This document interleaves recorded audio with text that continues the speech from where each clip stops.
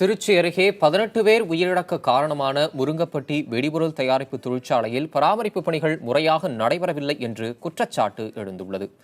ஆபத்தான வெடிமருந்துகள் தயாரித்து வந்த தனியார் தொழிற்சாலையில் அவ்வப்போது தொழில்நுட்ப பிரச்சினைகள் ஏற்படும் என்று அங்கு பணியாற்றிய தொழிலாளர்கள் கூறுகின்றனர்.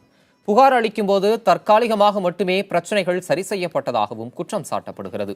விபத்து நேரிட்டதற்கு முந்தைய நாள் சம்பந்தப்பட்ட யூனிட்டில் பிரச்சினை இருந்ததாகவும் அதனை சரி செய்வதற்குள் விபத்து நிகழ்ந்துவிட்டதாகவும் கூறப்படுகிறது.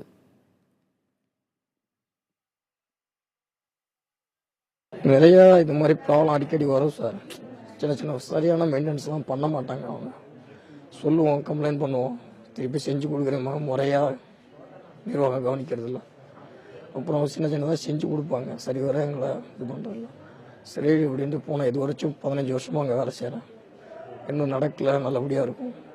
திடீர்னு இன்னைக்கு எதிர்பாராதமாக இது நடந்தது. எங்களுக்கு என்ன ஏதுன்னே தெரியல சார்.